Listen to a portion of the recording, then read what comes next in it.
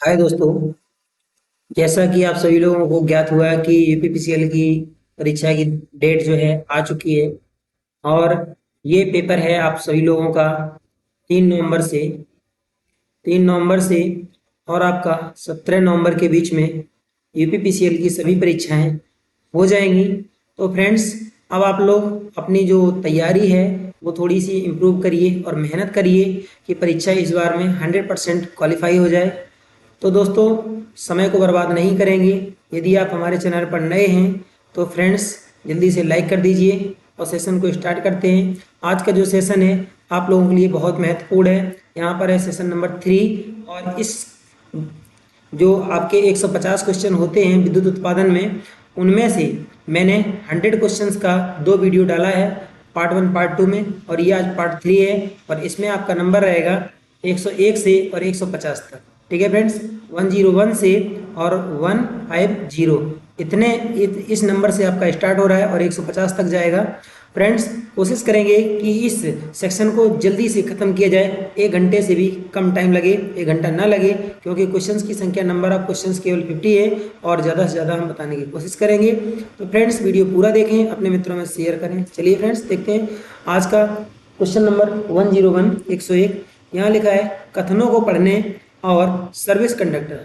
ठीक है ना, कथनों को पढ़ें और सर्विस कंडक्टर के आकार के चयन पर विचार करते हुए सही विकल्प का चयन करें। यहाँ क्या लिखा है, यह उपभोक्ता लोड पर निर्भर करता है। एकदम बिल्कुल सही बात है कि कोई भी उपभोक्ता होगा, जो कंडक्टर होता है, कंडक्टर के उपभोक्ता के भार पर निर्भर करता है। तो लिखा है यह ध्रुवों से दूरी पर निर्भर करता है, ये भी है। तो फ्रेंड्स, कोई भी केंद्र है तो उसके स्थान पर दूरी पर निर्भर करता है। तो फ्रेंड्स, दोनों के दोनों कथन एकदम बिल्कुल सही है। नेक्स्ट पॉइंट है आपका, अगला क्वेश्चन है क्वेश्चन नंबर 102। और इसमें दिया गया है फ्रेंड्स, इसमें दिया गया है आपका कि स्लिप रिंग इंडक्शन मोटर से रिलेटेड है। लिखा है कि स्लिप रिंग इंडक्शन मोटर की तुलना में निम्नलिखित में से कौन सी स्क्विरल केज इंडक्शन मोटर, मतलब ये कौन सी है, ये पिंजरा है फ्रेंड्स।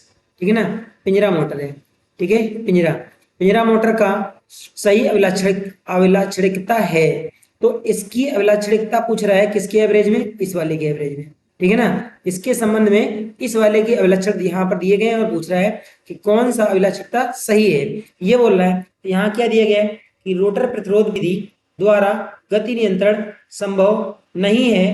तो फ्रेंड्स, जो स्लिप रिंग इंडक्शन मोटर होता है, इसकी हम रोटर प्रतिरोध विधि द्वारा इसको हम स्टार्ट कर सकते हैं, परंतु रोटर रेजिस्टेंस स्टार्टर लगा करके हम स्क्वायरल केज या पिंजरा प्रारूपी मोटर को स्टार्ट नहीं कर सकते हैं, क्योंकि इसका जो रोटर होता है फ्रेंड्स, ये पूर्णतः क्लोज वाइंडिंग होती है। इसमें जो पिंजरा प्रारूपी मोटर का जो रोटर होता है फ्रेंड्स, इसमें बंद पिंजरा कुंडलन की जाती है और इसमें कोई भी टर्मिनल बाहर नहीं निकले होते हैं। टर्मिनल ना होने के कारण इसके रोटर की तरफ से इस मशीन को कभी प्रारंभ नहीं किया जाता है। जबकि स्लिप रिंग इंडक्शन मोटर में इसके रोटर जो होता है, जो इसका रोटर होता है, तो रोटर में कौन सी वाइंडिंग होती है फ्रेंड्स, स्टार वाइंडिंग होती है। ठीक है ना, किसमें स्टार वाइंडिंग होती है, रोटर में। रोटर में होती है स्टार वाइंडिंग। तो हम इसको जो है, और इसी का संबंध होता है आपका किससे, रोटर रेजिस्टेंस स्टार्टर से, और हम इस मशीन को आराम से स्टार्ट कर लेते हैं। तो राइट आंसर है आपका, इस मशीन को हम किससे, इस मशीन को हम रोटर प्रतिरोध नियंत्रण विधि का उपयोग नहीं कर पाएंगे और इसको स्टार्ट नहीं कर पाते।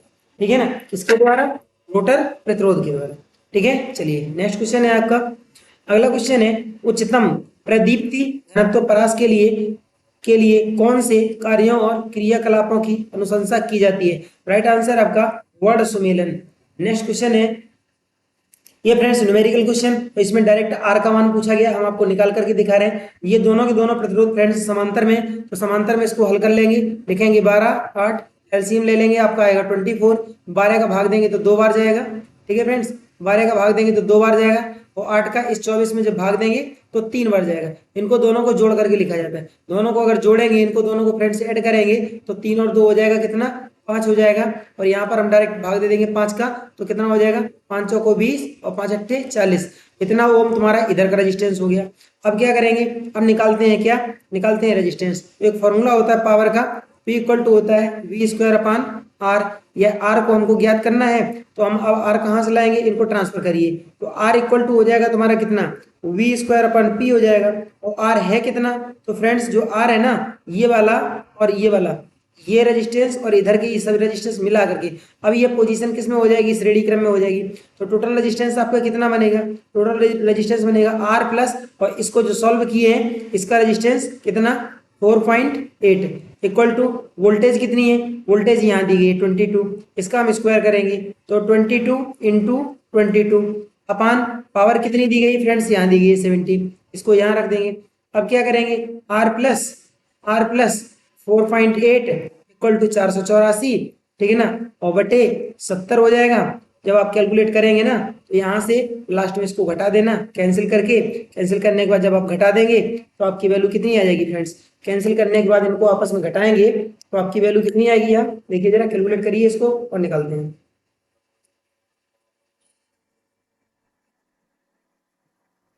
484 है फ्रेंड्स, और इसको डिवाइड करेंगे 70 से तो आपका वैल्यू यहाँ पर आएगा कितना, ये हो जाएगा आपका 4 पॉइंट कितना हो जाएगा आपका 4.8, यहाँ लिख पाएंगे हम 4.8 और इक्वल टू हो जाएगा आपका कितना 6.914 इतना हो जाएगा। इस संख्या को उधर घटा दीजिए, यहाँ पर फ्रेंड्स प्लस और है तो घटा देंगे ना तो R इक्वल टू आपका ये बचेगा 2.11 इतना बचेगा, जो कि राइट आंसर है आपका ऑप्शन नंबर सी। चलिए फ्रेंड्स नेक्स्ट क्वेश्चन देखते हैं। अगला क्वेश्चन दिया गया है वार्ड लियोनार्ड विधि।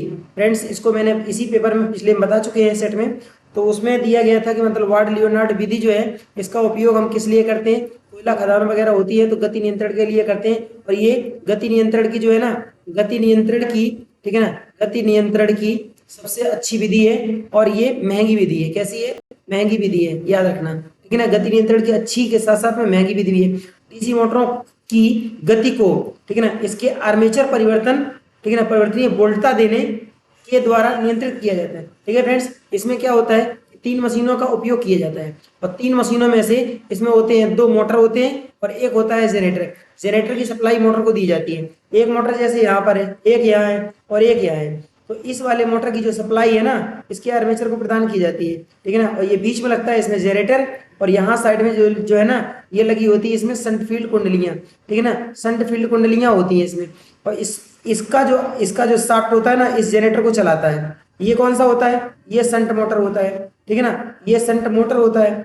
ये क्या होता है, ये जनरेटर होता है, डीसी शंट जनरेटर। ये क्या होता है, ये कोई भी मोटर होता है परंतु डीसी का। तो होता क्या है कि इसका जो आर्मेचर सप्लाई होती है ना ये इसको प्रदान की जाती है लास्ट वाली मशीन को, और ये दोनों होती है मोटरें, आगे पीछे मोटर होती है, ये बीच में होता है जनरेटर। तो ये आर्मेचर के द्वारा जो यहाँ से देंगे, तो यहाँ से देखिए फ्रेंड्स हम क्या दे रहे हैं, ये जो दे रहे हैं ना ये क्या होती है, वोल्टेज होती है।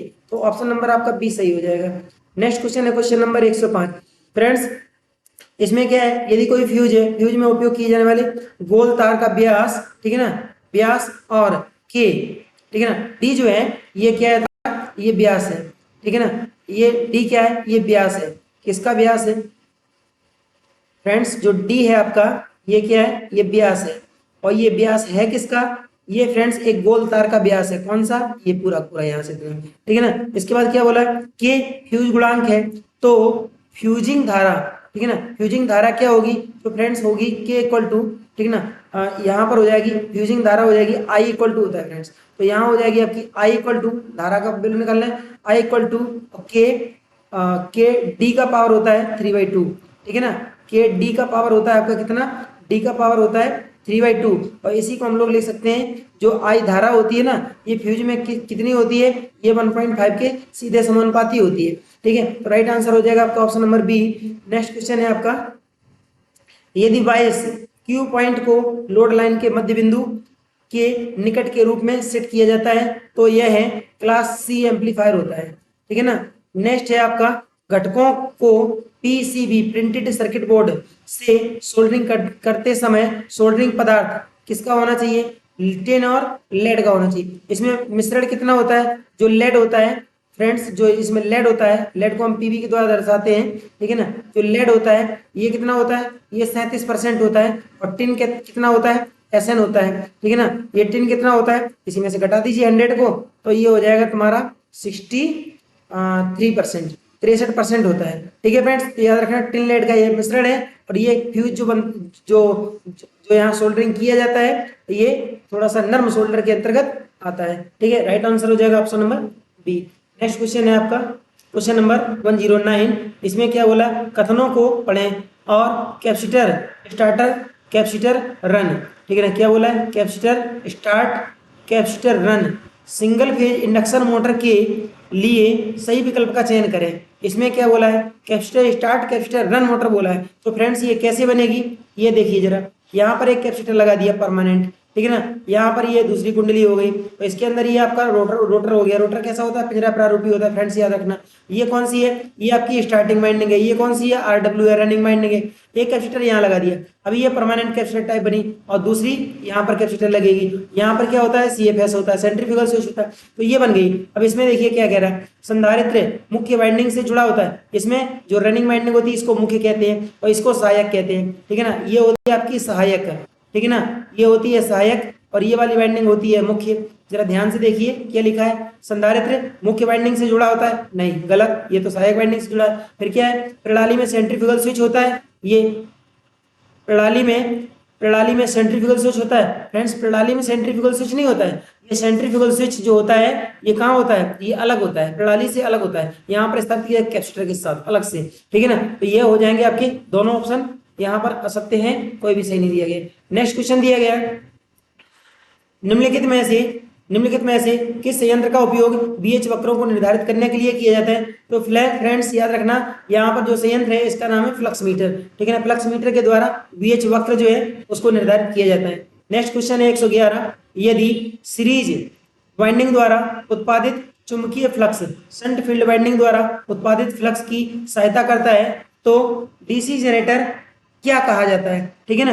तो फ्रेंड्स याद रखना, इसमें क्या होती है, पोजीशन कुछ ऐसी होती है, ठीक है ना। ये हो गया तुम्हारा एक पोल, ठीक है ना, एन मान लीजिए चाहे एस मान लीजिए, ये एक पोल हो गया, एन मान लीजिए चाहे यहाँ पर एस पोल मान लीजिए। अब होता क्या है, इसमें एक ये वाइंडिंग हो गई, ठीक है ना, एक ये वाइंडिंग हो गई और दूसरी वाइंडिंग यहाँ हो गई। कौन सी हो गई, एक हो गई आपकी श्रेणी और एक हो गई संट, ठीक है ना। ये हो गई संट, ठीक है ना, और ये हो गई आपकी सीरीज। अब होगा क्या कि जब इसका फ्लक्स जो है ना इस फ्लक्स की सहायता करे, जब फ्रेंड्स जो टोटल फ्लक्स होता है ये फाई एस सीरीज और फाई एस एच, ठीक है ना, और फाई एस एच दोनों आपस में एक दूसरे की सहायता करें, टोटल फ्लक्स जो होता है योग के द्वारा प्राप्त हो, तो फ्रेंड्स इसको हम कम्युलेटिव कहते हैं। अगर यहाँ पर सहायता के स्थान पर यहाँ पर विरोध हो जाता, ठीक है ना, यहाँ पर अगर विरोध हो जाता तो आंसर हो जाता आपका ऊपर वाला, राइट आंसर है option number B. Next question है क्वेश्चन नंबर 112, इसमें क्या दिया है, निम्नलिखित कथनों को पढ़िए और सही उत्तर चुनिए। क्या लिखा है, लेड एसिड बैटरी चार्ज करते समय, ठीक है ना, एनोड चॉकलेटी ब्राउन हो जाता है। फिर लिखा है लेड एसिड बैटरी चार्ज करते समय जो कैथोड होता है ये गिर हो जाता है। फ्रेंड्स इसको याद रखना कैसे, चाय वाले, ऐसे करके याद रखना, चाय वाले श्री कृष्ण, ठीक है ना, श्री कृष्ण, इसको ऐसे याद रखना।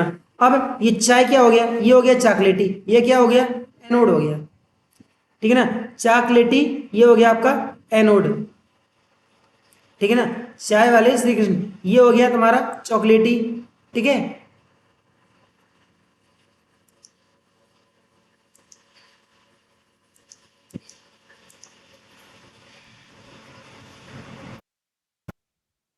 तो फ्रेंड्स ये क्या हो गया, ये हो गया तुम्हारा चॉकलेटी, ठीक है ना, चॉकलेटी हो गया। और ये क्या हो गया, ये हो गया तुम्हारा एनोड, ठीक है ना, ये हो गया तुम्हारा एनोड, ठीक है ना, एनोड बोले तो प्लस।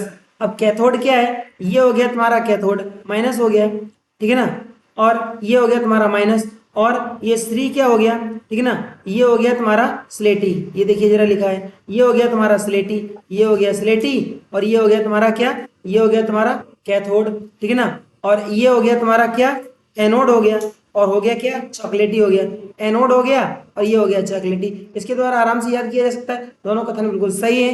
फ्रेंड्स चलते हैं नेक्स्ट क्वेश्चन पर। यहाँ जो मोटर दिखाई गई है ये फ्रेंड्स ये मोटर है आपकी कौन सी, सिंगल फेज की इंडक्शन मोटर, और ये सिंगल फेज की इंडक्शन मोटर ये कौन सी मोटर है, ये आपकी स्थायी संधारित्र, ठीक है ना, स्थायी संधारित्र परमानेंट कैपेसिटर मोटर है, स्थायी संधारित्र मोटर है ये, ठीक है ना, स्थायी संधारित्र मोटर है। और इस मोटर का उपयोग किस में करते हैं, फैन में, ठीक है ना, याद रखना फैन में करते हैं, फिर वो चाहे सीलिंग फैन हो और चाहे वो टेबल फैन हो, दोनों में स्थायी संधारित्र मोटर है, ठीक है फ्रेंड्स। और इसमें ये बोला है, इसमें स्टार्टिंग वाइंडिंग यहाँ पर लगाया है और मेन वाइंडिंग को हम रनिंग वाइंडिंग कहते हैं, ठीक है ना, ये यहाँ लगाया है और ये लगाया है इसने कैपेसिटर फ्रेंड्स इसका जो कैपेसिटर होता है ये जनरली 1.75 माइक्रोफेरेड से कितने माइक्रोफेरेड तक का होता है, ये फ्रेंड्स होता है आपका 8 माइक्रोफेरेड तक का। ठीक है, तो याद रखना ये सीलिंग फैन की मोटर है और स्थायी संधारित्र मोटर है। राइट आंसर हो जाएगा आपका कौन सा, option number C, ceiling fan. ठीक है ना, यहाँ पर आपकी वॉशिंग मशीन में टू वैल्यू कैपेसिटर, ठीक है ना, दो संधारित्र प्रारूपी मोटर लगती है। ठीक है ना, दो संधारित्र प्रारूपी मोटर लगती है। कौन सी दो संधारित्र मोटर में कौन सी होती है, capacitor start capacitor run motor, ये इसके लिए हो गई।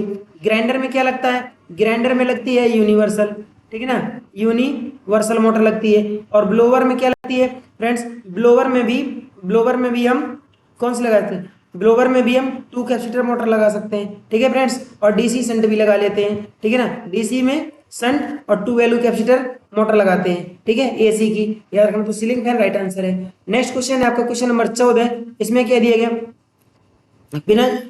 बिना जानकारी के, बिना सुरक्षा सावधानियों के, बिना अथॉरिटी के, बिना सुरक्षा उपकरणों के मशीन से कार्य करते समय दुर्घटनाएं हो सकती हैं। इस प्रकार की दुर्घटनाओं को क्या कहा जाता है फ्रेंड्स, अगर ये बिना बिना सब लिखा है तो किसके लिए कहा जा रहा है, किसी मानव के लिए कहा जा रहा है, तो मानवीय त्रुटियां कहलाएंगी, पर्यावरण क्यों कहलाएंगी। Right answer option number B. ठीक है ना, नेक्स्ट क्वेश्चन है स्लिप रिंग इंडक्शन मोटर का, फिर से क्वेश्चन आया, क्वेश्चन नंबर तीसरा है स्लिप रिंग इंडक्शन मोटर का। फ्रेंड्स लिखा है स्लिप रिंग इंडक्शन मोटर के लिए निम्नलिखित में से कौन सा कथन सत्य है। ठीक है ना, जो स्लिप रिंग इंडक्शन मोटर होता है फ्रेंड्स, इसका टार्क जो होता है ना ये हाई हो जाता है। क्यों, क्योंकि इसमें एक्स्ट्रा रेजिस्टेंस प्रदान किया जाता है, किसके द्वारा, स्टार्टर के द्वारा। ठीक है ना, स्टार्टर के द्वारा, और किस पर दिया जाता है, रोटर पर दिया जाता है। ठीक है ना, अतिरिक्त प्रतिरोध दिया जाता है जिससे इसका जो टार्क होता है ना ये टार्क बढ़ जाता है, तो स्टार्टिंग टार्क जो है उच्च हो जाता है और निम्न स्टार्टिंग धारा हो जाती है। रेजिस्टेंस जब हम लगा देंगे स्टार्टिंग धारा ऑलरेडी कम हो जाती है। ठीक है ना, रेजिस्टेंस का मान बढ़ाएंगे तो धारा का मान घट जाता है, टार्क का मान बढ़ जाता है। राइट आंसर है आपका option number A. Next question है क्वेश्चन नंबर 16। इसमें क्या दिया गया, इसमें दिया गया यदि किसी ऑटो ट्रांसफार्मर की सेकेंडरी वाइंडिंग में ब्रेक भंजन हो जाए तो क्या होगा। फ्रेंड्स, प्राइमरी साइड से सेकेंडरी साइड लोड तक पूर्ण वोल्टता उपलब्ध होगी। तो चाहे प्राइमरी से सेकेंडरी तक कोई भी अगर सेकेंडरी साइड में भंजन हो गया तो दोनों साइड में वोल्टेज जो है ना उपलब्ध रहेगी। राइट आंसर आपका option number A. Next question है आपका क्वेश्चन नंबर 17। इसमें क्या दिया गया, निम्न दिए गए दो कथनों को पढ़ें एमजी सेट के लिए।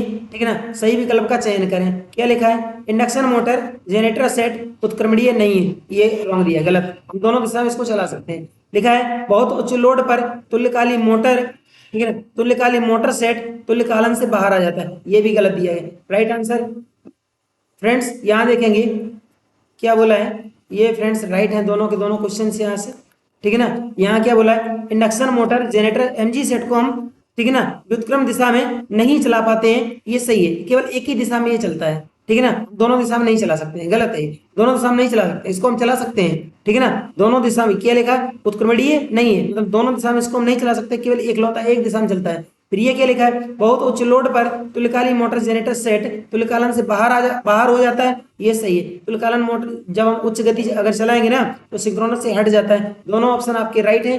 नेक्स्ट क्वेश्चन है क्वेश्चन नंबर 18 है। इसमें क्या लिखा है, क्वेश्चन नंबर 18 में क्या दिया गया, ये लिखा है किसी सामग्री की चुंबकन पारगम्यता को किस प्रकार से परिभाषित किया जाता है। तो फ्रेंड्स इसको पढ़िए, right answer option number D को चुंबकीय फ्लक्स घनत्व और चुंबकन बल अनुपात होता है। ठीक है ना, चुंबकीय फ्लक्स घनत्व और चुंबकन बल अनुपात होता है चुंबकन पारगम्यता। ये किस फॉर्मूले को यहाँ पर डिजाइन किया गया फ्रेंड्स, BHU याद रखना, क्या BHU, ठीक है ना, बनारस हिंदू यूनिवर्सिटी, इसको याद रखेंगे। तो बी बराबर आप लोग यहाँ से देख सकते हैं म्यू एच।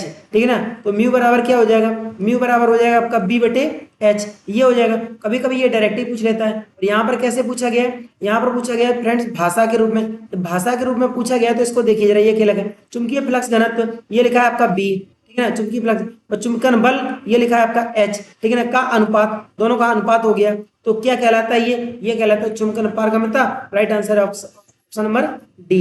नेक्स्ट क्वेश्चन दिया गया है, सीरीज मोटर, कौन सी, डीसी की बात करें, सीरीज मोटर सेफ्ट बलघूर्ण, ठीक है ना, आर्मेचर बलघूर्ण से कम होता है। क्यों, इसलिए होता है क्योंकि इसकी स्ट्रे हानियां जो होती है ना ये इसमें होती हैं ज्यादा। इसलिए। ठीक है, नेक्स्ट क्वेश्चन है आपका कौन सा, आमतौर पर इस्तेमाल किए जाने वाले आवरण से बनाए जाते हैं। फ्रेंड्स, जो आवरण होते हैं किसी के भी कोई भी आवरण होते हैं, ठीक है ना, बाहरी ढांचा जो होते हैं ये पॉलीविनाइल क्लोराइड के होते हैं, मतलब पीवीसी के बने होते हैं। ये पीवीसी का फुल फॉर्म लिखा हुआ है। ठीक है फ्रेंड्स, चलिए नेक्स्ट क्वेश्चन यहाँ दिया गया है यूजेटी, इसको कहते हैं यूनिपोलर जंक्शन ट्रांजिस्टर में नेज गतिक अनुपात इंट्रिंसिक स्टैंड ऑफ रेशियो का मान कितना होता है। तो याद रखना फ्रेंड्स, ये होता है आपका 0.5 से 0.8, ऑप्शन नंबर सी सही है। नेक्स्ट क्वेश्चन है फ्रेंड्स, ये यहाँ पर एक चित्र दिया गया है, इसको पहचानिए और इसमें बताइए कि ये क्या है। तो फ्रेंड्स, सबसे पहले तो इसको याद रखना कि ये कंपाउंड है, ठीक है ना, ये कंपाउंड है। ये क्यों कंपाउंड है, ये कंपाउंड है, कंपाउंड क्यों है, ये कंपाउंड है।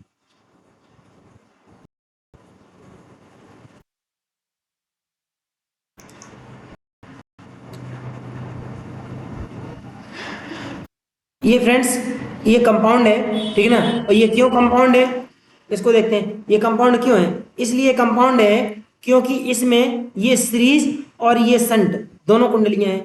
जब सीरीज और संट दोनों प्रकार की कुंडलियां होती हैं तो मशीन कंपाउंड कहलाती है। अब ये कौन सी कंपाउंड है, तो फ्रेंड्स ये एक बात और याद रखना, जब केवल आर्मेचर को, ठीक है ना, जब जो संट होती है, संट फील्ड कुंडली होती है, ये केवल आर्मेचर को क्रॉस करे, ठीक है ना, तो ये कौन सी होती है, इसको हम शॉर्ट कहते हैं, ठीक है ना, शॉर्ट संट कहते हैं, शॉर्ट संट कंपाउंड कहते हैं। अब ये है क्या, ये मोटर है, ये जनरेटर है। तो यहां से देखिए, ये आपका है आर्मेचर, ये क्या है, ये आपका है आर्मेचर, ठीक है ना, आर्मेचर है। तो आर्मेचर ये क्या कर रहा है, धारा बाहर निकाल रहा है, ध्यान देना, ये धारा को, आर्मेचर धारा को बाहर निकाला, और बाहर अगर कोई निकालता है मशीन तो वो क्या होता है फ्रेंड्स, वो होता है जनरेटर, ठीक है ना, वो क्या होता है जनरेटर। ऑप्शन देखते हैं क्या लिखा है, ये बोला है कि आकृति में दर्शाए गए डीसी जनरेटर का नाम बताएं। तो ये कौन सा हो जाएगा, short shunt DC compound generator हो जाएगा। क्यों हो जाएगा, क्योंकि इसमें सीरीज और शंट दोनों है, इसलिए ये कंपाउंड है, ठीक है ना, और बाहर की तरफ धारा सप्लाई निकाल रहा है, इसलिए ये जनरेटर है, और ये है कौन सा, शॉर्ट शंट है, ये भी याद रखना, ठीक है ना। चलिए right answer option number B, option number C था। नेक्स्ट क्वेश्चन यहाँ पर दिया गया एक न्यूमेरिकल है, इसमें देखो क्या कहा गया, देखिए लिखा है कि 6 पोल, पी का मान कितना हो गया फ्रेंड्स, पी का मान हो गया 6। फिर लिखा है चालक कितने हैं 300, ये हो गया जेड। चालक धारा की जो आरपीएम है ये कितना है, एन का मान है, गति जो है 1000 आरपीएम। उपयोगी फ्लक्स प्रति पोल कितना है, तो जो फ्लक्स है ना, फ्लक्स कितना है 4 वेबर। इसमें क्या पूछा गया है, और यहाँ पर बाइंडिंग कौन सी है, बे बाइंडिंग है। बे बाइंडिंग में क्या होता है, समांतर पथों की संख्या ए बराबर होती है 2 सिंप्लेक्स बाइंडिंग के लिए, ठीक है ना। तो यहाँ पर क्या हो जाएगा, ई इक्वल टू हो जाएगा, ईएमएफ ई इक्वल टू हो जाएगा आपका 5ZN P बटे 60 इंटू ए, ये फॉर्मूला होता है, लगाइए इसमें फॉर्मूला। ये हो जाएगा आपका ई बराबर 5 का मान 0.04, जेड का मान 300, इसके बाद जेड का मान 300 है, इसके बाद आप किसका रखेंगे, एन का 1000 हो जाएगा, ठीक है ना। इसके बाद यहाँ पर पी कितने दिए गए, पोलों की संख्या 6 दी गई है। इसके बाद नीचे चलिए, ये कितना हो जाएगा 60 हो जाएगा। इसके बाद समांतर पथों की संख्या 2 रखेंगे, ठीक है ना। एक जीरो यहाँ काटिए, 6 से 6 को उड़ा दीजिए, खत्म हो गया ना। अब क्या करेंगे, 2 से इसको काट दीजिए, आधा हो गया, ये 0.02 बचा। दो जीरो से इस पॉइंट को खत्म कर दीजिए, यहाँ केवल 2 बचा, मल्टीप्लाई कर दीजिए फ्रेंड्स, कितना बचा आपका 2 इंटू 300, ठीक है ना। आंसर हो गया आपका ऑप्शन नंबर डी। चलिए नेक्स्ट क्वेश्चन है, अगला क्वेश्चन है कौन सा, 124 नंबर। इसमें क्या दिया गया, 124 नंबर में, यंत्रों में गुरुत्व नियंत्रण ग्रेविटी कंट्रोल का क्या लाभ है। तो ग्रेविटी कंट्रोल का मुख्य लाभ है, यह है श्रांति, ठीक है ना, श्रांति से मुक्त होता है। मतलब इसमें जो है ना, शांत नहीं, ये आवाज करते हैं, ठीक है ना, ये आवाज करते हैं चलते फिरते समय, ठीक है फ्रेंड्स, याद रखना। राइट आंसर है आपका option number C. Next question है आपका सोल्डरिंग, सोल्डरिंग फ्लक्स के बारे में कथनों को पढ़ें और सही विकल्प का चयन करें। इसमें क्या बोला है, zinc chloride, ammonium chloride, hydrochloric acid आमतौर पर सोल्डरिंग में इस्तेमाल होने वाले फ्लक्स के उदाहरण हैं। सेकंड दिया गया है, सेकंड क्या दिया गया है, ये फ्रेंड्स रॉन्ग है, इनका सबका उपयोग हम नहीं करते। फिर लिखा है सोल्डरिंग में फ्लक्स का कार्य आवंधन सामग्री के रूप में किया जाता है, यह भी रॉन्ग दिया गया है। आपका राइट आंसर हो जाएगा आपका कौन सा, यहाँ फ्रेंड्स एक बार फिर से ध्यान से देखेंगे, जो ऊपर वाली कंडीशनें दी गई हैं ये क्या है, ये आपका सही है, इनका सबका हम सोल्डरिंग में उपयोग करते हैं। और लास्ट जो सेकंड वाला है इसका उपयोग हम नहीं करते हैं। Right answer option number C. Next question है आपका क्या है क्वेश्चन कह रहा है सोल्डरिंग के संबंध में निम्नलिखित में से कौन सा कथन सत्य नहीं है। यहाँ फ्रेंड्स नेगेटिव क्वेश्चन है और इसका राइट आंसर हो जाएगा ऑप्शन नंबर सी। यहाँ पर लिखा है उच्च तापमान वाली सेवा के लिए सोल्डरिंग किए हुए जोड़ उपयुक्त हैं, ये गलत है। जब टेम्परेचर ज्यादा होगा ना तो ये ज्वाइंट अपने आप खुल जाते हैं, ज्वाइंट जो है ना अलग हो जाते हैं, इसलिए ये आपका जो सत्य है ये नहीं है और यही आपका राइट आंसर हो जाएगा। नेक्स्ट क्वेश्चन दिया गया है आपका क्वेश्चन नंबर 27। इसमें क्या है निम्नलिखित में से कौन सी चुंबकीय सामग्री निश्चित क्रांतिक तापमान के नीचे दीर्घ परास चुंबकीय क्रम को प्रदर्शित नहीं करती। कौन सा हो जाएगा अनुचुंबकीय। लौ चुंबकीय के एग्जाम्पल क्या हो जाएंगे फ्रेंड्स, याद रखना फेनिको, ठीक है ना, आयरन और ये निकेल और कोबाल्ट, ठीक है ना, आयरन निकेल कोबाल्ट, फेनिको याद रखेंगे, आयरन निकेल कोबाल्ट। इसमें क्या क्या आता है, इसमें जो म्यू का मान होता है ना लौ चुंबकीय में, म्यू का मान कितना होता है, ये होता है आपका 100 से थोड़ा सा ज्यादा, ठीक है ना, 100 से ज्यादा होता है। और लघु लौह चुंबकीय, लघु लौह चुंबकीय का मतलब क्या होता है, इसके एग्जाम्पल फ्रेंड्स एक आध होंगे, बहुत ज्यादा नहीं है, ठीक है ना। और इसमें होगा क्या, इसमें जो म्यू है चुंबकशीलता है इसका मान भी तुम्हारा कितना 10 से लगभग ज्यादा होगा, इससे ये कम रहेगा। इसके बाद प्रतिलौह चुंबकीय पदार्थ, इसके अंतर्गत क्या आते हैं, इसके अंतर्गत आती है लकड़ी, ठीक है ना, ऐसे पदार्थ जिनमें जो है ना लकड़ी कागज, ठीक है ना, लकड़ी कागज सोना, ठीक है ना, सोना ये सब पीतल, ठीक है ना, लकड़ी कागज सोना पीतल ये सब प्रतिचुंबकीय हैं। और इसमें होता क्या है कि जो म्यू का वैल्यू होता है ना, ये क्या होता है, म्यू का वैल्यू होता है 1 से कम, 1 से कम होता है चुंबकशीलता, ठीक है फ्रेंड्स। तो याद रखना ऐसे पदार्थ इसके अंतर्गत आते हैं जो चुंबक में एकदम नहीं चिपकते, चुंबक से दूर रहते हैं, ठीक है। राइट आंसर है आपका अनुचुंबकीय पदार्थ। और अनुचुंबकीय के अंतर्गत कौन सा आता है, प्लेटिनम आता है, ठीक है ना, प्लेटिनम आता है और सोडियम आता है, ठीक है ना, Na, ठीक है ना, सोडियम आता है, मैग्नीज आता है ना, मैग्नीज आता है, तो ये सभी। इसके बाद इसी में आता है आपका ताम्र, ठीक है ना, याद रखना इसी के अंतर्गत आपका तांबा भी आता है। तो ये सभी पदार्थ इसके अनुचुंबकीय के अंतर्गत आते हैं। अनुचुंबकीय में म्यू जो ये होता है चुंबकशीलता होती है, इसकी वैल्यू कितनी होती है, इसकी वैल्यू लगभग 1 के तुल्य होती है, याद रखना, ठीक है ना, कितनी होती है, लगभग 1 के बराबर होती है। अब इसमें इसको फेरोमैग्नेटिक मटेरियल कहते हैं, ठीक है ना, इसको कहते हैं हम प्रतिलौह में एंटी फेरोमैग्नेटिक मटेरियल, ठीक है ना, प्रतिलौह चुंबकीय में। या फिर और ये अनुचुंबकीय क्या होता है, ये पैरामैग्नेटिक मटेरियल होता है, इसको एंटी फेरो कहते हैं या फिर डाईमैग्नेटिक मटेरियल कहते हैं, ठीक है ना। एक होता है पैरामैग्नेटिक मटेरियल, एक होता है पराचुंबकीय, ठीक है ना, एक होता है पराचुंबकीय पदार्थ, ठीक है ना, क्या होता है पराचुंबकीय होता है, ठीक है ना, पराचुंबकीय पदार्थ होता है। इसके अंतर्गत फ्रेंड्स फेराइट आता है, याद रखना, ठीक है ना, फेराइट आता है और ये सबसे अधिक चुंबकशीलता वाला पदार्थ होता है पराचुंबकीय पदार्थ, याद रखना फ्रेंड्स, ठीक है। चलिए right answer option number C. Next question है आपका क्वेश्चन नंबर 128। इसमें क्या कह रहा है, लिखा है निम्नलिखित में से किस लैंप का ल्यूमेन प्रतिवाट उच्चतम होता है। तो याद रखना यहाँ लो प्रेशर सोडियम लैंप कब, जब प्रदीप्ति लैंप, हेलोजन और प्रदीप्ति लैंप, ये तापदीप्ति लैंप मतलब इनकैंडेसेंट लैंप, फ्लोरोसेंट लैंप और हेलोजन लैंप हो तो वहां पर आपका जो सोडियम अगर आ जाएगा तो ये आपका राइट हो जाएगा। इसका उच्चतम जो दक्षता होती है उच्चतम होती है। ये क्या होती है, ये इसी को हम कहते हैं प्रदीपन दक्षता, ठीक है ना, इसी को कहते हैं प्रदीपन दक्षता। ये प्रदीपन दक्षता का मात्रक है, तो फ्रेंड्स याद रखना, ठीक है ना, दक्षता का मात्रक है, प्रदीपन दक्षता का ये मात्रक है फ्रेंड्स, याद रखना इसको। चलिए नेक्स्ट क्वेश्चन देखते हैं। अगला क्वेश्चन है 129।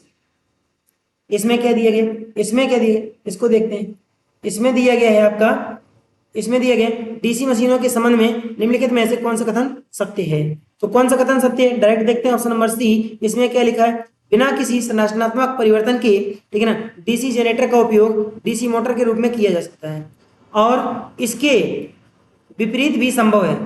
बिल्कुल सही है, डीसी मशीन में डीसी मोटर को जनरेटर को हम दोनों के रूप में उपयोग कर लेते हैं, एकदम राइट है option number B. Next question है क्वेश्चन नंबर 130 और इसमें क्या दिया गया, ये आपका है किरचॉफ का प्रथम नियम, ठीक है ना, इसको हम केसीएल के नाम से भी जानते हैं, ठीक है ना, और इसको कहते हैं धारा संरक्षण का नियम, ठीक है ना, धारा संरक्षण, ठीक है ना, धारा संरक्षण का नियम कहते हैं। और इसी को कहते हैं फ्रेंड्स क्या, पॉइंट लॉ, ठीक है ना, पॉइंट लॉ कहते हैं, याद रखना, ठीक है, केसीएल भी कहते हैं मतलब किरचॉफ करंट लॉ। अब यहाँ पर क्या क्या दिए गए देखेंगे फ्रेंड्स, ये आपकी I3 क्या है, ये आपकी I3, ये क्या है, ये आपकी I2 है, ठीक है ना, ये वाली क्या है, ये I1 है, ठीक है, याद रखना। ये क्या है आपकी, ये आपकी I5 है, ये क्या है आपकी, ये I4 है। हो क्या रहा, ये बाहर निकल रही है, ये वाली बाहर निकल रही है, और बाकी ये तीन के तीनों जो है ना, ये आपकी अंदर जा रही है। यहाँ कौन किसका किसका मान दिया गया, यहाँ इधर पीछे से दिया गया 2 3 4 5, 2 और 3 और 1 ये अंदर जा रही है। तो इसको लिखिए, 2 का मान कितना है और 3 का मान कितना है। ये 2 का मान है, ये 3 का मान है। जोड़ लीजिए दोनों को, क्योंकि सब अंदर जा रही है, 1 भी अंदर जा रहा है, एक साथ जोड़िए, ठीक है ना। कितना जोड़ेंगे, I1, I2 का मान कितना है, I2 का मान कितना है 15, I3 का मान कितना है 10, ठीक है ना। और इसके बराबर में आने वाली धाराओं का योग बराबर जाने वाली धाराओं का। जा कौन कौन सी रही है, I4 I5 जा रही है। I4 का कितना है 12, I5 का कितना है 20 है फ्रेंड्स, ठीक है ना। I5 का कितना है 20 है यहाँ। अब क्या करेंगे, इनको जोड़ लेंगे, ठीक है, ये 20 हो गया, इनको जोड़ेंगे तो कितना हो गया तुम्हारा, जोड़ेंगे तो ये हो गया I1 प्लस ये हो गया तुम्हारा 25, और इधर कितना हो गया, ये इधर हो गया तुम्हारा 32, इधर घटा दीजिए आप, जैसे ही घटाएंगे तो आपका 7 आ जाएगा। Right answer option number B, ठीक है फ्रेंड्स। याद रखना यहाँ पर जो ये कंडीशन दी गई है, ये किरचॉफ का फर्स्ट लॉ है, KCL इसको कहते हैं, ठीक है ना। इसमें जो आने वाली धाराओं को और जाने वाली धाराओं को दोनों को परस्पर जोड़ लेते हैं, ठीक है ना, और इसके बाद आपस में घटा देते हैं, आंसर आ जाते हैं। चलिए नेक्स्ट क्वेश्चन दिया गया, जब किसी प्रेरण मोटर को चालू किया जाता है तो रोटर की आवृत्ति जब चालू करते हैं, ठीक है ना, तो सप्लाई आवृत्ति के बराबर होती है। यहाँ पर जो जो जो सप्लाई आवृत्ति होती है ये रोटर आवृत्ति के बराबर होती है, ठीक है ना। क्यों, क्योंकि इसमें स्लिप का मान कितना होता है, ये फॉर्मूला होता है फ्रेंड्स, ये फॉर्मूला होता है, ठीक है ना। ये फॉर्मूला होता है FR इक्वल टू रोटर की frequency equal to supply frequency into slip. तो होता क्या है कि जो रोटर की फ्रीक्वेंसी होगी ये सप्लाई की फ्रीक्वेंसी के बराबर हो जाएगी, क्योंकि उस अवस्था में स्लिप का मान 100% होता है, मतलब इकाई होता है। तो ये रोटर की आवृत्ति जो होती है ना सप्लाई आवृत्ति के बराबर होती है, ठीक है ना। ये लिखा है सप्लाई आवृत्ति, यहाँ कोई वर्णन तो किया नहीं है कि कितनी है, इसलिए ये ऑप्शन आपका गलत है, ये शून्य तो नहीं होती है, ठीक है ना। अगर ये मशीन चल पड़ती है, जब चालू हो जाती है उसके कुछ समय बाद देखेंगे तो ये स्लिप के ऊपर निर्भर करती है, तो राइट आंसर आपका ये बनेगा जाके, ठीक है फ्रेंड्स। चलिए राइट आंसर आपका option number B. Next question दिया गया, ये क्या क्या पूछा है, which of the following statement is not true, मतलब कौन सा कथन इसमें गलत है, किसके लिए, आर्मेचर रिएक्शन के लिए, ठीक है ना। तो आर्मेचर रिएक्शन के संबंध में कौन सा कथन गलत है, यहाँ पर देखिए ऑप्शन नंबर सी लिखा है, आर्मेचर फ्लक्स, क्या लिखा है, स्ट्रेंथ, आर्मेचर फ्लक्स सामर्थ्य पूछा है, ठीक है ना, द मैन फ्लक्स, ठीक है। तो ये ऑप्शन ये आपका रॉन्ग है, आर्मेचर फ्लक्स सामर्थ्य से इसका कोई ताल्लुक नहीं होता, गलत दिया गया। नेक्स्ट क्वेश्चन देखते हैं, ऑप्शन नंबर कौन सा है, क्वेश्चन नंबर है आपका 133 नंबर है, और इसमें इस चित्र के बारे में पूछा है कि ये जो फिगर दिखाया गया है ना ये किसे प्रदर्शित कर रहा है। तो फ्रेंड्स याद रखना ये आपका आर्कन हार्न है, क्या है, ठीक है ना, आर्कन हार्न है। ये कहाँ होता है, आर्कन हार्न जो है या तो आपको आपके जो ट्रांसफार्मर होते हैं ना, ट्रांसफार्मर की बुशिंग होती है फ्रेंड्स, जो बुशिंग होती है ट्रांसफार्मर की, ठीक है ना, जो बुशिंग होती है ट्रांसफार्मर की, इस बुशिंग पे ऐसे निकले होते हैं। या फिर ये कहाँ होते हैं, या फिर ये होते हैं आपके कहाँ पर, ऐसे देख रहे हैं, ये कंडीशन देखिए जरा ध्यान से, ये कंडीशन कहाँ है, लड़ी जो बनी होती है, ठीक है ना, कौन सी, स्ट्रेन, तो यहाँ पर ऐसे बने होते हैं, इनको हम आर्कन हार्न कहते हैं। ये ऐसे करके ऐसे मोड़े होते हैं, ठीक है, ये आर्कन हार्न होते हैं। तो ये आपका आर्कन हार्न जो है, ठीक है ना, आर्कन हार्न है, और ये हॉर्न गैप अरेस्टर के नाम से जाना जाता है, ठीक है ना, हॉर्न गैप अरेस्टर के नाम से जाना जाता है। लाइटनिंग अरेस्टर होते हैं ये, ठीक है ना, हॉर्न गैप लाइटनिंग अरेस्टर के नाम से जाना जाता है। ये ऐसे मुड़े हुए भी हो सकते हैं, ठीक है फ्रेंड्स, याद रखना। इसका एक सिरा ग्राउंड किया जाता है और दूसरा सिरा मेन सप्लाई की तरफ से आता है। ये आपका एक सिरा ग्राउंड है और दूसरा सिरा जो है ना ये ट्रांसफार्मर से, इधर मेन लाइन जो है ना मेन लाइन से आया और इसको यहाँ पर जोड़ दिया गया। चलिए फ्रेंड्स राइट आंसर आपको option number C. Next question यहाँ पर दिया गया फ्रेंड्स, यहाँ पर एक न्यूमेरिकल क्वेश्चन दिया गया और न्यूमेरिकल क्वेश्चन बहुत ही अच्छा है। यहाँ पर जो है ना ये चल कुंडली, ठीक है ना, चल कुंडली यंत्र है, और ये इसमें यह नहीं बताया गया कि कौन सा मशीन है, ठीक है ना फ्रेंड्स, परंतु यहाँ धारा को मापने के लिए कैसे उपयोग में लाया जाएगा, यहाँ पर मूविंग कॉइल इंस्ट्रूमेंट। ये फ्रेंड्स यहाँ पर देखो, यहाँ पर मल्टीप्लायर जो है ना, मल्टीप्लायर जोड़कर, परंतु यहाँ धारा की बात कर रहा है, तो धारा की बात अगर करेंगे ना तो मल्टीप्लायर हटा दीजिए। ये हम यूज करते हैं किसमें, मल्टीप्लायर किया जाता है वोल्ट मीटर में, ठीक है ना, ये किस में लगाते हैं, वोल्ट मीटर में लगाते हैं, ठीक है ना, वोल्ट मीटर के द्वारा हम वोल्टेज मापेंगे। तो ये तो ऑप्शन आपका डायरेक्ट गलत हो गया, ठीक है ना। इसके बाद यहाँ नीचे दिए गए ये गुणक है, यहाँ भी मल्टीप्लाई मतलब गुणक है, यहाँ भी गुणक है, ये गुणक वाले हटा दिए, ये तो वोल्ट मीटर के लिए दोनों होते हैं। अब संट बचा है, ठीक है ना, संट जोड़कर, लेकिन कितने मान की अब निकालते हैं। यहाँ पर आपको RSH का वैल्यू निकालना है फ्रेंड्स। RSH इक्वल टू होता है R, ठीक है ना, RSH इक्वल टू मीटर का रेजिस्टेंस होता है, और इनटू होता है आपका 1 अपान, ठीक है ना, I बटे IA आर्मेचर मतलब जो एमीटर होती है उसकी धारा और माइनस का 1, और ये वाली धारा कौन सी होती है जो आपको मापनी है आगे, ठीक है ना। चलिए कैलकुलेट करते हैं। R S H equal to हो जाएगा जो रेजिस्टेंस है वो कितना है आपका 0.01, यहाँ पर लिखेंगे 0.1, ठीक है ना, और इंटू करेंगे 1 अपान, और ये वैल्यू कितनी कितनी दी गई, जो हमको मापना है वो कितना है 20 एम्पियर है, यहाँ रख दीजिए 20 एम्पियर, ठीक है ना। जो पहले से माप रहा है वो कितना है आपका 400 है, तो बटे कितना रखेंगे 400 रखेंगे, इंटू कर देंगे 10 का पावर -3 और माइनस का हो जाएगा 1, ठीक है ना। इतना ये वैल्यू आपका बन जाएगा यहाँ पर। अब क्या करेंगे, ये -3 क्यों लगाए, क्योंकि ये मिली में लिखा है। अब इसको कैलकुलेट करते हैं, तो ये वैल्यू आएगा आपका कितना, R S H equal to ये हो जाएगा 0.1 और इंटू 1 अपान, ये देखिए फ्रेंड्स इसकी संख्या को हम ऊपर लेकर के जाएंगे, इन दोनों से इसको कैंसिल कर दीजिए, तो ये कितना बचेगा 20 बचेगा। अब यहाँ पर आपका बचा कितना, तो ये बचा 1 अपान और ऊपर हो गया आपका 1000, ठीक है ना, और नीचे बचा आपका 20 और माइनस का 1, फिर से काट दीजिए इसको, इससे इसको काटेंगे तो ये हो जाएगा तुम्हारा 500, ठीक है ना। कितना हो जाएगा 500 हो जाएगा। जब 500 हो जाएगा तो 0.5, ठीक है ना, और 0.5 इंटू 1 अपान ये हो जाएगा फ्रेंड्स 500 माइनस 1। अब क्या करेंगे, सॉरी ये 1 है, ठीक है ना, तो अब क्या करेंगे, जब ये 500 बचा एक घटा के यहाँ पर भाग देंगे तो फ्रेंड्स आपका आएगा 0.02, इतनी वैल्यू आएगी, ठीक है फ्रेंड्स। तो याद रखना है यहाँ पर।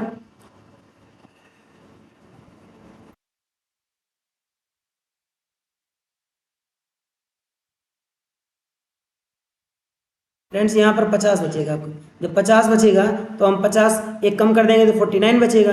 जब 49 यहाँ पर वैल्यू बचेगा, हम 49 का 1 में 1 से डिवाइड करेंगे और यहाँ पर डायरेक्ट भाग दे देंगे तो आपका इतना वैल्यू आ जाएगा, ठीक है फ्रेंड्स। चलिए चलते हैं, यहाँ पर फ्रेंड्स एक वैल्यू मिस्टेक है थोड़ा सा, इसको दोबारा देखते हैं। इतना देख रहे हैं दोबारा, ठीक है ना, इतना हम दोबारा देख रहे हैं, इतना कैलकुलेट कर रहे हैं दोबारा, यहाँ से देखेंगे इसको, थोड़ा सा रिपीट कर सकते हैं, सॉरी फ्रेंड्स इसके लिए। यहाँ पर जो वैल्यू आपका बचा है नीचे 20, नीचे कितना बचा 20 बचा और ऊपर आपका 1000 हो गया, तो यहाँ पर रख देंगे हम वैल्यू कितनी 1000 रख देंगे, और नीचे कितना बचा आपका 20 बचा, माइनस का कर देंगे 1। अब क्या करेंगे, इन दोनों को कैंसिल करेंगे, इससे इसको काटेंगे तो कितना आएगा, यहाँ 50 आएगा। अब वैल्यू आपका बचा कितना 0.1 इंटू 1 अपान, कुछ मत करिए 50 ही लिख लीजिए यहाँ, ठीक है ना, पूरा पूरा 50 ही लिख दीजिए, ये 1 मत घटाइए। अब क्या करेंगे 100 से अंश और हर में मल्टीप्लाई कर लीजिए, जैसे ही आप 100 से अंश और हर में मल्टीप्लाई करेंगे इससे इसको काट दीजिए, ये कितना आ जाएगा 2 आ जाएगा, 2 का इसमें मल्टीप्लाई करेंगे तो 0.02 आया, और इंटू कितना है, इंटू है आपका 10 का पावर माइनस का 2, ये 100 ऊपर ले जाएंगे माइनस का हो जाएगा। अब वैल्यू हो जाएगा 0 पॉइंट, ठीक है ना, ये यहाँ पर कितना है पहले से, जो पहले से आपका हो जाएगा तो ये कितना हो जाएगा 0.2, ठीक है ना। अब 100 से 10 का पावर -2 से मल्टीप्लाई करेंगे तो 2 जीरो यहाँ आ जाएगा, तो यहाँ आ जाएगा आपका 2, राइट आंसर हो जाएगा आपका ऑप्शन नंबर बी। ऐसे इसको कैलकुलेट कर लेते हैं, ठीक है फ्रेंड। चलिए नेक्स्ट क्वेश्चन है आपका क्वेश्चन नंबर 35, इसमें इसका फुल फॉर्म पूछा है ड्रेव का, तो ये होता क्या, ऑप्शन नंबर सी सही है, डेंजर रेस्पॉन्स एयरवे, इसके बाद ब्रीथिंग। नेक्स्ट क्वेश्चन है फ्रेंड्स क्वेश्चन नंबर 36, इसमें क्या बोला है, एक मोटर जो होता है ना, मोटर को स्व विनियमित मोटर बनाता है, ये क्या बनाता है, विद्युत वाहक बल, और कौन सा, विरोधी विद्युत वाहक बल जो होता है ना, ये स्व विनियमित बना, मतलब इसमें जो है ना, इसमें गवर्नर उत्पन्न हो जाता है और उसको जलने नहीं देता और आराम से ये कार्य कर सकता है और बचत भी करता है, ठीक है ना। उत्पादित विद्युत वाहक बल नहीं, इसमें बैक ईएमएफ होता है जिसको हम ईवी के द्वारा प्रदर्शित करते हैं, ये होता है किसमें, मोटरों में होता है फ्रेंड्स, जनरेटर में नहीं होता है, ठीक है ना, बैक ईएमएफ, ठीक है ना। और जो बैक ईएमएफ होता है ये किसके सिद्धांत पर कार्य करता है, याद रखना फ्रेंड्स, लेंज के सिद्धांत पर, ठीक है ना, लेंज के सिद्धांत पर ये बैक ईएमएफ कार्य करता है, विरोधी विद्युत वाहक बल के नाम से जाना जाता है। अगला क्वेश्चन है सेल प्रकार के ट्रांसफार्मर में कितने अंग या लिम्स होते हैं, तो फ्रेंड्स सेल टाइप का ट्रांसफार्मर यहाँ पर बनाते हैं, सेल टाइप का ट्रांसफार्मर कुछ इस टाइप का होता है, ठीक है फ्रेंड्स, यहाँ पर सेल टाइप का ट्रांसफार्मर इस टाइप का होता है। अब होता क्या है इसमें, अगर ये सिंगल फेज का है तो इसमें लिम्ब गिनेंगे, कितने लिम्ब होते हैं, यहाँ से एक फ्लक्स का मार्ग इसमें होता है, इधर से ध्यान देना है, एक फ्लक्स का मार्ग जो होता है ना ये इधर से होता है, और दूसरा फ्लक्स का मार्ग इसमें इधर से होता है, तो इसमें 2 अगर फ्लक्स के मार्ग हैं, ठीक है ना, 2 अगर फ्लक्स के मार्ग हैं तो इसमें पद कितने हो जाएंगे, पहला यहाँ है, दूसरा यहाँ पर है और तीसरा यहाँ है, कुल मिलाकर के 3 पद होते हैं। परंतु इसमें साइड लिम्ब जो होगा यदि फाई होगा, ठीक है ना, साइड लिम्ब यदि फाई होगा तो बीच वाला आपका 2 फाई होगा और इस साइड वाला भी आपका फाई होगा।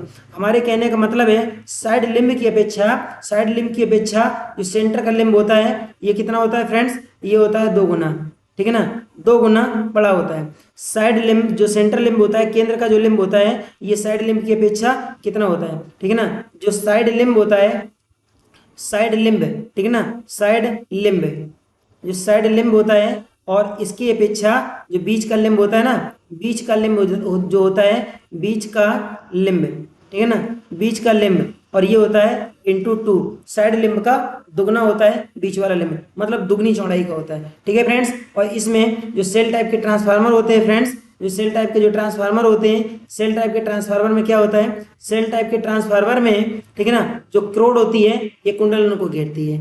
एक बार फिर से देखिए, ये आपकी जो क्रोड है ना, ये क्या है, ये क्रोड है, और किसको घेरी है, कुंडलन को, ठीक है ना।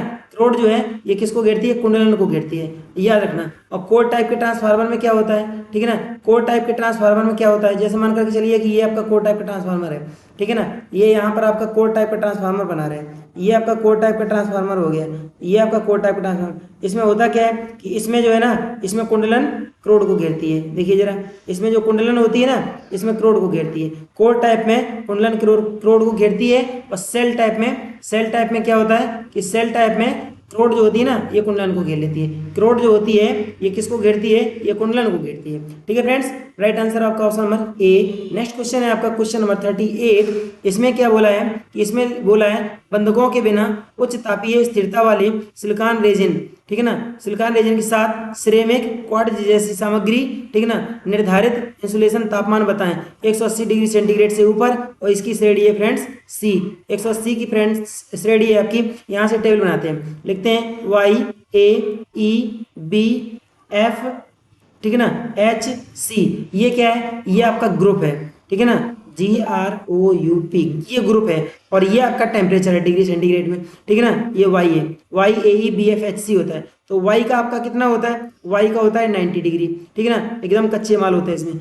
ए का कितना होता है, ये होता है 105, इसका कितना होता है 120 डिग्री सेंटीग्रेड होता है, ठीक है ना, याद रखना, डिग्री सेंटीग्रेड। और बी का कितना होता है 135 होता है, 135 डिग्री सेंटीग्रेड। कभी कभी आपको ये जो ये है ना, ये 130 मिलेगा डिग्री सेंटीग्रेड, ठीक है ना। एफ का कितना होता है, जो एफ है इसका होता है 155 डिग्री सेंटीग्रेड, ठीक है ना।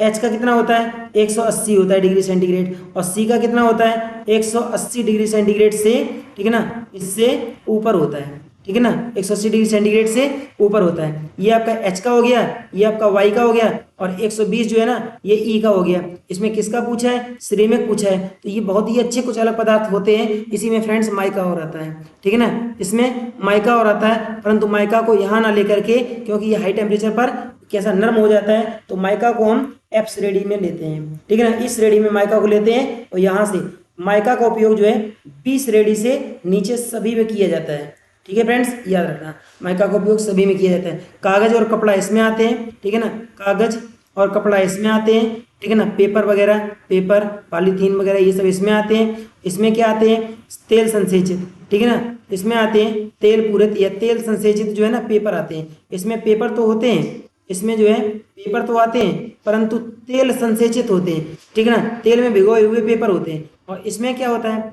इसमें होते हैं माइका टेप जैसी चीजें, ठीक है ना, माइका टेप जैसी सामग्री जो है ना इसमें आती है, ठीक है। और इधर माइका का उपयोग हम डायरेक्ट करते हैं, और इनमें सभी में हम सिरेमिक और माइका का उपयोग करते हैं। तो फ्रेंड्स याद रखना, यहाँ पर राइट आंसर आपका हो जाएगा क्या, option number A. Next question है आपका DC generator armature lap binding में कितने पथ होने चाहिए। तो फ्रेंड्स याद रखना, जब आपकी वाइंडिंग लैप हो, ठीक है ना, तो इसमें लिखो, इसको कैसे लिखा जाता है, लैप को लिखिए सबसे पहले। जब लैप लिखेंगे तो LAP लिखेंगे आप, ठीक है ना।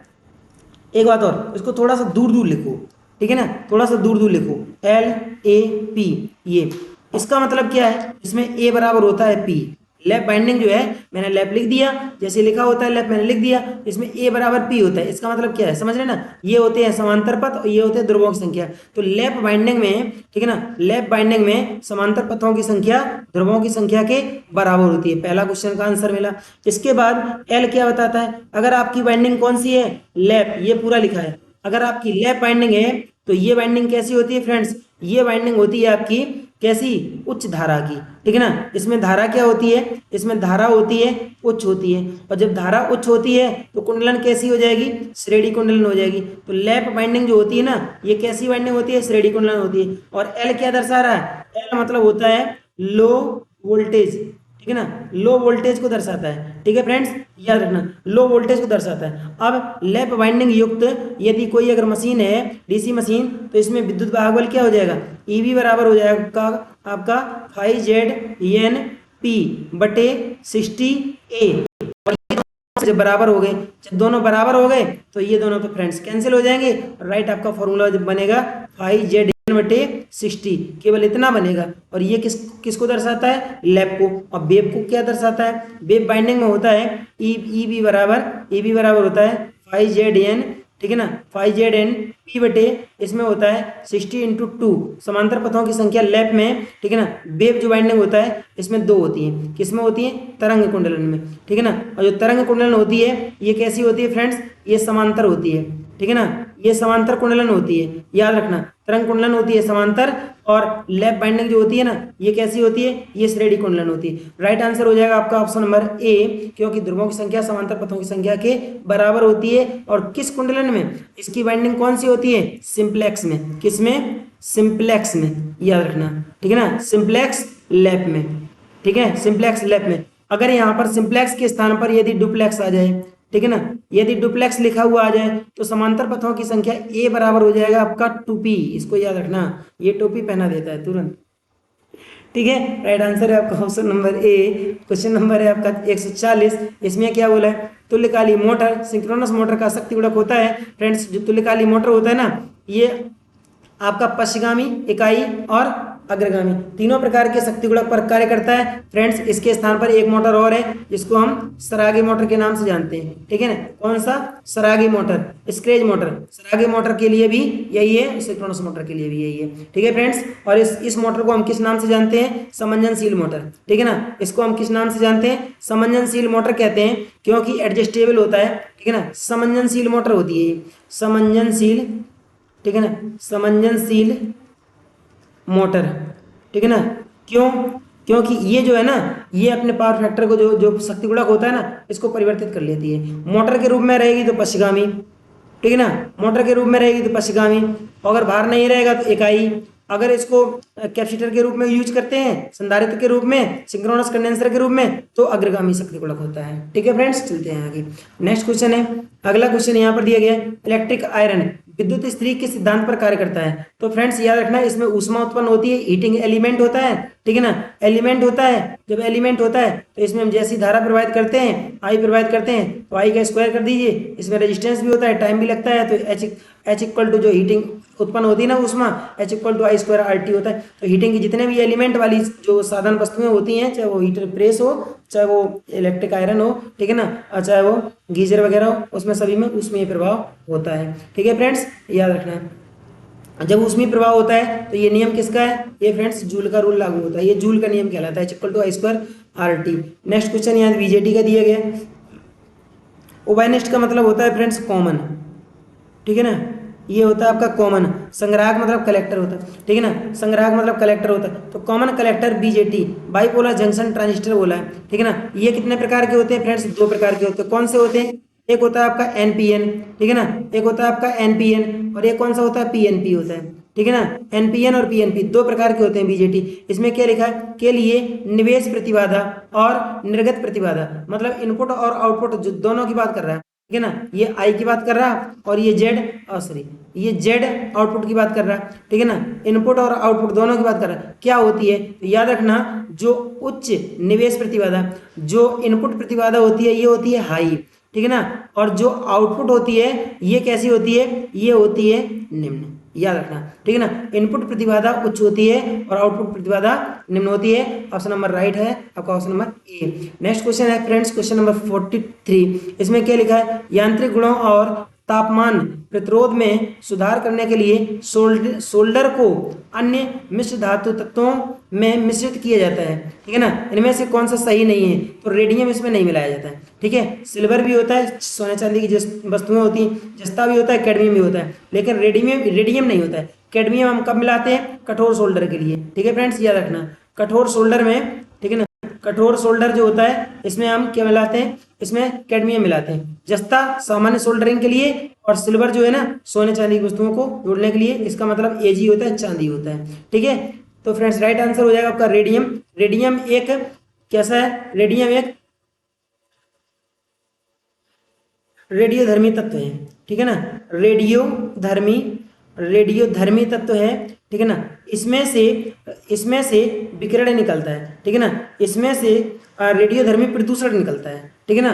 एक तरीके से कहेंगे, एक तरीके से कहेंगे अल्फा, बीटा और गामा तरंगें निकलती हैं जो रेडियोधर्मी तरंगें होती हैं, ठीक है ना, ये मानव के लिए हानिकारक होती हैं, ठीक है फ्रेंड्स। और रेडियम जो होता है इसकी खोज मैडम क्यूरी ने की थी और इसी की वजह से इनको मिला था मैडम क्यूरी को, ठीक है ना, मैडम क्यूरी ने की थी और इसी के कारण इनको मिला था क्या, नोबेल पुरस्कार, ठीक है ना, इसी कारण इनको मिला था नोबेल पुरस्कार। कब, दो सॉरी कब मिला था इनको, 1900, इनको मिला था 1911 ईस्वी में, ठीक है फ्रेंड्स, याद रखना 1911 ईस्वी में इनको नोबेल पुरस्कार मिला था, किस पर, रेडियम की खोज पर, मैडम क्यूरी को। नेक्स्ट क्वेश्चन है आपका question number 144, metal halide lamp क्या है। तो फ्रेंड्स याद रखना गैस डिस्चार्ज लैंप को मेटल हैलाइड, ठीक है ना, मेटल हैलाइड लैंप कहा जाता है। ऑप्शन नंबर सी सही है। नेक्स्ट क्वेश्चन है फ्रेंड्स, ट्रांसफार्मर में जो कोर होता है, कोर लेमिनेशन का बना होता है, इसका उपयोग करते हुए लेमिनेशन को एक दूसरे से पृथक किया जाता है। तो फ्रेंड्स वार्निश के द्वारा जो है ना इसको लेमिनेटेड कर दिया जाता है। और वार्निश का उपयोग क्यों करते हैं, भंवर धाराओं को कम करने के लिए, ठीक है ना, भंवर धारा हानियों को, ठीक है ना, भंवर धारा जो हानियां होती हैं, ठीक है ना, भंवर धारा हानियों को कम करने के लिए हम किसका, वार्निश का उपयोग करते हैं। जो भंवर धाराएं होती हैं इसको हम डब्ल्यू ई कहते हैं और ये होता है आपका B M maximum square F square T square V, ये भंवर धारा हानियों के लिए सत्य है फॉर्मूला, ठीक है फ्रेंड्स, चलिए याद रखेंगे। नेक्स्ट क्वेश्चन है आपका, निम्न में से कौन से सेल प्राथमिक सेल नहीं है। तो ये लिथियम वाला जो सेल होता है ना, लिथियम आयन सेल, ठीक है ना, ये लिथियम आयन सेल होता है, ठीक है ना, लिथियम आयन सेल होता है, ये लिथियम आयन सेल जो होता है ना ये प्राथमिक नहीं है। क्यों, इसका उपयोग हम किस में करते हैं, लैपटॉप में करते हैं, ठीक है ना, लैपटॉप में करते हैं। इसका उपयोग हम किस में करते हैं, मोबाइल में करते हैं, ठीक है ना, इसका उपयोग हम किस में करते हैं, मोबाइल में करते हैं, सेल फोन में करते हैं, ठीक है ना, सेल फोन में करते हैं। तो इनमें सभी में जब यूज करते हैं इसको हम क्या करते हैं, बार बार चार्ज और डिस्चार्ज करते हैं, ठीक है ना। जिन बैटरियों को बार बार चार्ज और डिस्चार्ज किया जाता है वो प्राथमिक सेलें नहीं होती हैं। राइट आंसर है आपका ऑप्शन नंबर सी। चलिए नेक्स्ट क्वेश्चन है आपका 47, इसमें क्या लिखा है, डीसी मशीन के आर्मेचर में लेमिनेशन क्यों होते हैं। ये होते हैं भंवर धारा हानियों को कम करने के लिए। तुरंत अभी मैंने बताया है, यहाँ देखिए ये लिखा है, ठीक है ना, इसमें हम लेमिनेशन कर देते हैं भंवर धारा हानियों को, ठीक है ना, कम करने के लिए, और ये भंवर धारा हानियों का फॉर्मूला है। चलिए फ्रेंड्स ये तो निपट गया पहले ही आपका, ठीक है ना। राइट आंसर है ऑप्शन नंबर कौन सा, ऑप्शन नंबर बी। यहाँ जरूरी नहीं है कि डीसी मशीन, यहाँ ट्रांसफार्मर आ जाए, एसी मशीन आ जाए, कोई भी मशीन आ जाए, अगर क्रोड की अगर बात करेगा, ठीक है, तो राइट आंसर आपका यही बनेगा जाके, ठीक है। चलिए नेक्स्ट क्वेश्चन है, मैग्नेटोमोटिव फोर्स, मतलब ये बात कर रहा है एमएमएफ की, ठीक है ना, को कैसे मापा जाता है। फ्रेंड्स कुछ मत करना, एक कुंडली बनाइए, ठीक है ना, एक कुंडली बनाइए जिसको हम परिनालिका के रूप में जानते हैं, ठीक है ना, एक कुंडली बनाइए, ये परिनालिका बन गई, ठीक है ना, एक परिनालिका बनाइए। अब क्या करते हैं, इसमें इधर से धारा दे दीजिए। जैसे ही आप इधर से धारा देंगे तो यहाँ पर क्या हो जाएगा, जैसे आप नीचे से धारा देंगे और यहाँ पर क्या है, ये फेरों की संख्या है। जब फेरे लगा करके और इसमें से धारा प्रवाहित करेंगे ना तो यहाँ से बल निकलने लगेगा, बल रेखाएं निकलने लगेंगी तुरंत। ये कौन सा पोल है, ये आपका एन पोल है, रेखाएं एन पोल से निकलती है। ये कौन सा पोल है, जब यहाँ से बल रेखाएं निकल रही हैं, ठीक है ना, तो ये क्या निकल रहा है, ये फोर्स निकल रहा है, कौन सा, एमएमएफ निकल रहा है, मैग्नेटोमोटिव फोर्स निकल रहा है। अब इसके बराबर में क्या हो जाएगा, एम एम एफ के इक्वल में क्या हो जाएगा, आपका एन हो जाएगा और इनटू आई हो जाएगा। ये एन आई क्या है, एन आई क्या है, एन जो है ना ये क्या है, टर्न है, फेरे है ना, और आई क्या है, ये एम्पियर है, धारा है, ठीक है ना। तो ये क्या हो जाएगा, एम्पियर टर्न हो जाएगा, टर्न एम्पियर हो जाएगा, तो इसको एम्पियर टर्न लिख सकते हैं, ठीक है ना। जो एमएमएफ होता है इसका मात्रक क्या होता है फ्रेंड्स, एम्पियर टर्न, और इसी को हम और क्या कहते हैं, इसी का दूसरा नाम होता है गिलवर्ट, ठीक है ना, इसी का दूसरा नाम क्या होता है, गिलबर्ट होता है। जो एमएमएफ होता है कौन सा, चुंबकीय भाग बल होता है, इसका एक मात्रक आपका गिलबर्ट है और दूसरा मात्रक फ्रेंड्स यहाँ लिखा है एम्पियर टर्न। ये कहाँ से आया, ये एम्पियर हो गया, ये टर्न हो गया। राइट आंसर आपका ऑप्शन नंबर ए। चलिए नेक्स्ट क्वेश्चन है आपका, नेक्स्ट क्वेश्चन दिया गया बीजेटी बाइपोलर जंक्शन ट्रांजिस्टर के लिए, ठीक है ना, बाइपोलर जंक्शन ट्रांजिस्टर के लिए निम्नलिखित में से कौन सा कथन सत्य नहीं है, ठीक है ना, सही नहीं है। ये क्या लिखा है, कलेक्टर रीजन में मादन स्तर, ठीक है ना, उत्सर्जक के मादन स्तर की तुलना में थोड़ा अधिक होता है। तो ये क्या बोला, उत्सर्जक, ठीक है ना, इमिटर की जो जो जो एक तरीके से कहेंगे कि मादन स्तर जो होता है ये होता है आपका अशुद्धि होती है, ठीक है ना, ये होती है आपकी अशुद्धि। अब होता क्या है कि मादन स्तर थोड़ा सा अधिक होता है, तो ये कलेक्टर की बात कर रहा है, कलेक्टर में जो अशुद्धि होती है ना वो कम होती है, इसकी चालकता जो होती है ना फ्रेंड्स, इसकी चालकता कम होती है, किसकी अपेक्षा, इसकी चालकता कम होती है उत्सर्जक की अपेक्षा। इसको क्या कहते हैं, ई कहते हैं, इसको क्या कहते हैं, सी कहते हैं। यहाँ पर एक बनाते हैं, बना लीजिए, ठीक है ना, ये पोजीशन बना, यहाँ पर होता क्या है, ये बन गया आपका, ठीक है ना, एनपीएन या पीएनपी दोनों में से कोई एक बना सकते हैं, ठीक है ना। तो ये आपका क्या है, एनपीएन है, एनपीएन ट्रांजिस्टर है, ठीक है ना, एनपीएन ट्रांजिस्टर है। इसमें होता क्या है, इसमें यहाँ पर जो है ना ये होती है आपका इमीटर, ठीक है ना, ये होता है आपका इमीटर, ये होता है कलेक्टर, और ये होता है क्या, बेस होता है। अब इसकी कंडीशन बनाइए, होता क्या है कि इसके कुछ पोजीशन ऐसे होते हैं, इसमें जो है ना ये असमान होते हैं, बीच वाला क्या होता है फ्रेंड्स, ये होता है आपका बेस, ये होता है कलेक्टर, और ये क्या होता है, ये होता है इमीटर, ये इमीटर हो गया, ये बेस हो गया, ये कलेक्टर हो गया। इसका आकार तो बड़ा होता है, ठीक है ना, परंतु इसमें जो अशुद्धि होती है ना कम मिलाई, इसकी चालकता कम होती है, सबसे अधिक चालकता होती है इमीटर की, सबसे कम चालकता होती है कितनी। अब इसमें किसकी कितनी चालकता होती है, तो चलिए फ्रेंड्स, इसकी होती है 90, इसकी होती है आपकी 100% चालकता, ठीक है ना, इसकी होती है चालकता 100% होती है, ठीक है ना, इसकी कितनी होती है 5%, और इसकी कितनी होती है 95% होती है, ठीक है फ्रेंड्स, याद रखना। तो इसमें जो है ना अशुद्धि अधिक मिलाई जाती है, चालकता सबसे ज्यादा इसकी होती है। यहाँ पर ये फ्रेंड्स ये क्या लिखा है, ये उल्टा लिखा हुआ है, ठीक है ना, इसलिए यही गलत है और यही आपका आंसर सही होगा। यहाँ पर नेगेटिव क्वेश्चन पूछा था, ठीक है, याद रखना। ये क्या बोला है, बेस रीजन मामूली मादित होता है, जो बेस होता है ना इसमें अल्प मान की अशुद्धि मिलाई जाती है, ठीक है ना, बेस रीजन बहुत पतला होता है फ्रेंड्स, यहाँ देख लीजिए मैंने पतला बनाया। फिर क्या बोला, कलेक्टर रीजन क्षेत्र, ठीक है ना, उत्सर्जन रीजन क्षेत्र से थोड़ा सा अधिक होता है, ये कलेक्टर जो है ना ये इमीटर से थोड़ा सा अधिक और इससे बेस से बहुत ज्यादा अधिक होता है, ठीक है फ्रेंड्स। तो अपना याद रखना, जो जो पोजीशन यहाँ पर बताई गई हैं इन पोजीशन पर विशेष ध्यान देंगे, ठीक है। चलिए आगे चलते हैं, नेक्स्ट क्वेश्चन है आपका क्वेश्चन नंबर लास्ट 150, और यहां पर देखते हैं क्या बोला है कि विशिष्ट प्रतिरोध हमेशा मानक प्रतिरोध पर निर्दिष्ट होता है, यह आमतौर पर कितना होता है, तो विशिष्ट प्रतिरोध होता है ना इसको रो के द्वारा प्रदर्शित करते हैं फ्रेंड्स, याद रखना। इसका मात्रक होता है आपका ओम मीटर, ठीक है ना, ओम मीटर होता है, ये होता है आपका 25% डिग्री सेंटीग्रेड। अगर ये नहीं दिया गया है तो फ्रेंड्स आपका राइट हो जाएगा आपका कितना 24 डिग्री सेंटीग्रेड, वैसे राइट ये लिया जाता है 24 लिया जाता है, वैसे रूम टेम्परेचर लेते हैं, और ये अगर नहीं दिया तो 27 भी हो सकता है, ठीक है ना, रूम टेम्परेचर कभी 24 कभी 27 कभी 25 ले लेते हैं, तो राइट आंसर आपका हो जाएगा ऑप्शन नंबर बी। तो फ्रेंड्स कैसा रहा हमारा आज का वीडियो, यदि हमारा वीडियो अच्छा लगा हो तो वीडियो को लाइक शेयर सब्सक्राइब करना ना भूलें फ्रेंड्स, देखते रहिए, मिलते रहिए, मिलाते रहिए, एग्जाम की डेट आ गई है, मेहनत करिए जितना ज़्यादा से ज़्यादा हो सके। तो फ्रेंड्स अगले वीडियो का इंतजार करिए, अगला वीडियो आपको मिलेगा टुमारो। तो फ्रेंड्स कैसा रहा हमारा वीडियो, यदि अच्छा लगा है तो वीडियो को लाइक शेयर सब्सक्राइब करें, अपने मित्रों में भेजें फ्रेंड्स, मोटिवेशन ज़्यादा मिलता है। और बता रहे हैं आपको जो सिलेबस है, सिलेबस का वीडियो आपको टुमारो मिल जाएगा, और सिलेबस जो किस आधार पर हमको पढ़ाई करनी चाहिए, ठीक है ना, और किस प्रकार से परीक्षा में हमको क्वेश्चन सॉल्व करना है, इसका फुल डिटेल आपको हमारे नेक्स्ट वीडियो में मिलेगा। तो फ्रेंड्स लेते हैं आपसे अनुमति, जय हिंद,